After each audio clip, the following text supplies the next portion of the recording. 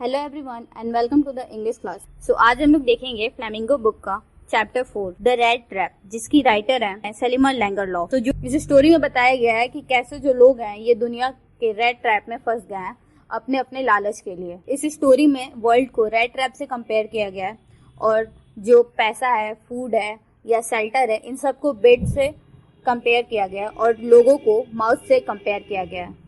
यानी कि कैसे जो लोग हैं यानी जो पीपल्स हैं वो शेल्टर, फूड, पैसे, इन सब के लिए इस दुनिया के रेड ट्रैप में कैसे फंसते जाते हैं या फंसे हुए हैं। इस स्टोरी में एक रेड ट्रैप पैडलर होता है, यानी कि वो रेड ट्रैप बनाने का काम करता है, चूहेदानी बनाने का काम करता है। वो बहुत ही गरीब होता है। उसका जो रेड ट्रैप का काम होता है वो सही से नहीं चलता है, यानी कि जो उसका बिजनेस होता है वो सही से नहीं चलता है और उसका कोई ध्यान भी रखने वाला नहीं होता है, उसका अपना घर भी नहीं होता है। तो इसलिए वो अपने सर्वाइवल के लिए कभी कभी चोरी भी कर लिया करता था, छोटी मोटी चोरियां कर लिया करता था।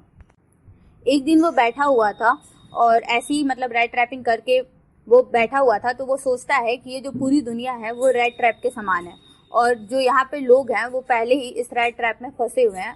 और जो रेड ट्रैप में बेट लगाते हैं, यानी कि जो चूहे को अट्रैक्ट करने के लिए हम लोग उसमें बिस्किट या कुछ लगाते हैं, तो वैसे ही यहाँ पे जो फूड और शेल्टर है वो उसके चक्कर में लोग इस दुनिया के रेड ट्रैप में फंसे हुए हैं। एक दिन ठंडी की शाम में जो रेड ट्रैप पैडलर होता है वो घूम रहा होता है, तभी उसे एक कॉटेज दिखाई देता है और क्योंकि शाम हो गई रहती है तो उसे ठहरने के लिए कुछ जगह चाहिए होता है, इसलिए वो उस कॉटेज पे जा करके उसका डोर होता है जो उसे नॉक करता है। तो वहाँ अंदर से एक बूढ़ा आदमी आता है और उसे उस बूढ़े आदमी को कंपनी चाहिए होता है, इसलिए वो उसे अंदर बुला लेता। जो पेडलर होता है उसके लिए ये थोड़ी आश्चर्यचकित करने वाली बात होती है, क्योंकि पहले कभी भी ऐसा नहीं होता है। जो दूसरे लोग होते हैं उसे दुत्कार करके भगा दिया करते हैं, लेकिन जो ये आदमी कॉटेज के अंदर का था वो उसको अंदर बुलाता है और साथ ही साथ उसको दलिया खाने को देता है और टोबैको देता है स्मोक करने को, और बाद में वो कार्ड खेलने लगते हैं। और फिर वो रात में जब सोने जाते हैं तो जो ये कॉटेज में रहने वाला आदमी होता है वो अपने एक पर्स के पास जाता है, जो कि एक लेदर का पाउच होता है। उसको खोल करके देखता है तो उसमें 10 क्रोनर्स के 3 नोट होते हैं। जो क्रोनर होता है वो एक करेंसी है, तो 10 क्रोनर्स के 3 नोट होते हैं जो कि बहुत ही ज्यादा मुड़े हुए होते हैं। फिर जो कॉटेज में वो आदमी होता है और जो पेडलर होता है वो दोनों सो जाते हैं और सुबह साथ में ही एक साथ घर से बाहर निकलते हैं। लेकिन थोड़ी दूर जाने के बाद पेडलर फिर रिटर्न आता है और उस कॉटेज में एक शीशा तोड़ करके वो अंदर जाता है और उस पाउच में से वो तीनों 10 क्रोनर्स के नोट बाहर निकाल लेता है और ले करके वो भाग जाता है। वो रोड के रास्ते जा रहा होता है, लेकिन फिर वो मुड़ करके जंगल के रास्ते में जाने लगता है। ऐसे ही घूमते घूमते उसको रात हो जाता है और वो उस जंगल के रेड ट्रैप में फंस जाता है, यानी कि उस जंगल में खो जाता है।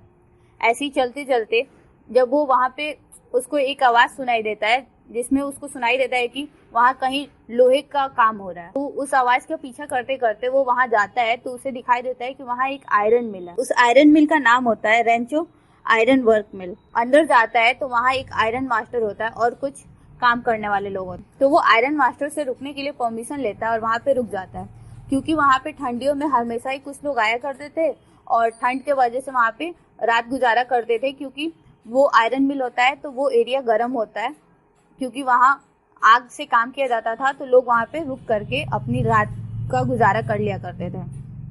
तो जो ये पेडलर होता है वो भी वहाँ किनारे सो जाता है और अपनी कैप अपने फेस पे रख लेता है। थोड़ी देर बाद जो वो आयरन मिल होता है वहाँ के जो ओनर होते हैं वहाँ पे आते हैं, तो वो उस पेडलर को देख करके थोड़ा वंडर फील करता है। तो फिर वो उसकी फेस से उसका कैप हटाते हैं, तो वो देखते हैं तो उन्हें लगता है कि वो जो पैडलर है वो उनका एक पुराना फ्रेंड है। उन्हें ये देखकर बहुत अफसोस होता है कि जो उनका फ्रेंड है उसकी हालत आज क्या होगी, जबकि ये दोनों लोग एक साथ रेजिमेंट में काम किया करते थे। तो उसे ये देख करके बहुत बुरा लगता है कि उसके फ्रेंड की आज हालत क्या होगी, जबकि ये दोनों एक साथ रेजिमेंट में थे। उसके बाद वो पेडलर को रिक्वेस्ट करता है कि वो उसके साथ घर चले, क्योंकि उसे लगता है कि वो उसका फ्रेंड है, तो वो उसे रिक्वेस्ट करता है कि वो उसके साथ घर चले। लेकिन वो पेडलर के बिहेवियर से उसे लगता है कि शायद उसके फ्रेंड को उसके बारे में कुछ भी याद नहीं होता है। लेकिन पेडलर उसकी बातों का रिस्पॉन्स नहीं देता है, क्योंकि पेडलर ने कभी उस आयरन मास्टर को नहीं देखा होता है, आयरन मास्टर ओनर को नहीं देखा होता है। तो उसे मालूम होता है कि ये जो ओनर है इनको गलत फहमी हो रही है, इसलिए वो कुछ नहीं बोलता है और फिर वो वैसे ही सो जाता है। थोड़ी देर बाद उस आयरन मिल के मालिक की बेटी वहाँ आती है जिसका नाम होता है एडला विलियमसन। जो एडला होती है वो बहुत ही फ्रेंडली नेचर की होती है। सो वो आ करके उस पेडलर से बहुत ही पोलाइटली उनसे रिक्वेस्ट करती हैं कि प्लीज आप हमारे घर चलिए और वहाँ हमारे साथ क्रिसमस मनाइए। एडला का इतना वार्म और पोलाइट बिहेवियर देख करके जो पेडलर होता है वो सोचता है कि चलो ठीक है मैं चलता हूँ। घर जाने के लिए हाँ कर देता है। जब वो घर जाता है तो जो आयरन मिल के ओनर होते हैं वो अपने कुछ कपड़े उसको देते हैं और जो वहाँ के सर्वेंट्स होते हैं उसे नहलाते हैं, उसके हाथ पैर साफ करते हैं और जो उसके बाल या दाढ़ी जो बढ़े हुए होते हैं उसको कट करके उसको सही से तैयार करके नीचे लाते हैं। तो जब वो उसे उस रूप में देखते हैं, यानी कि जो ओनर होते हैं जब वो उसे उस रूप में देखते हैं तो पहचान जाते हैं कि उनका फ्रेंड नहीं है। और जो पेडलर होता है अब वो भी समझ जाता है कि उसकी पोल खुल चुकी है। तो फिर वो पेडलर बोलता है इसमें मेरी गलती नहीं है, मैंने तो पहले ही आने के लिए मना किया था, लेकिन आपने और आपकी डॉटर ने इतना इंसिस्ट किया कि मैं बस यहाँ आ गया।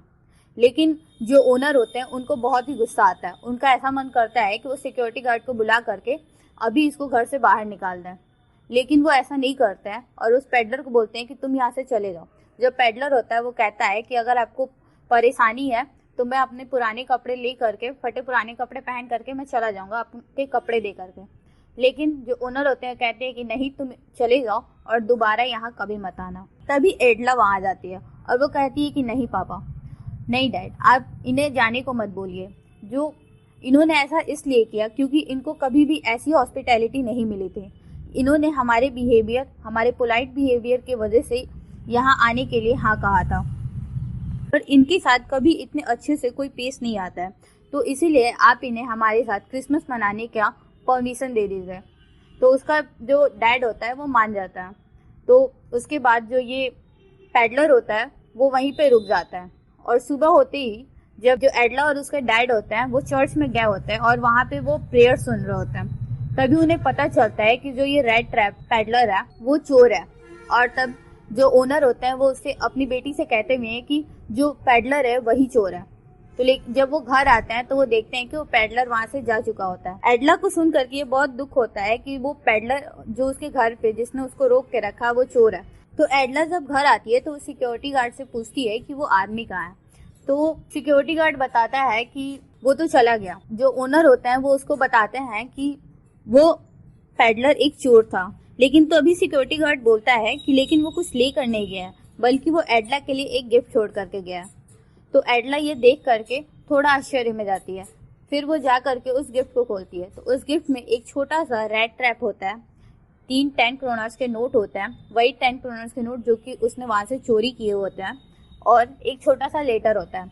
उस लेटर में तो सबसे पहले थैंक्स लिखा होता है, और क्योंकि उसने उसके साथ बहुत अच्छा बिहेव किया था तो उसके लिए वो थैंक्स कहता है। वो कहता है कि मुझे कभी भी ऐसा लव रिस्पेक्ट कहीं से नहीं मिला और जो तुमने मेरे लिए किया उसके लिए धन्यवाद।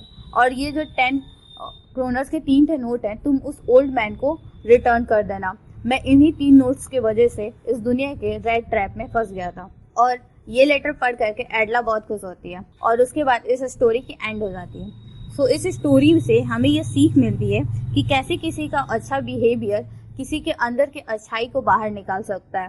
जैसे कि एडला के अच्छे बिहेवियर, प्यार, रिस्पेक्ट के वजह से उस पेडलर के अंदर के चोर को हरा देती है और उसके अंदर के एक अच्छे आदमी को बाहर निकालती है।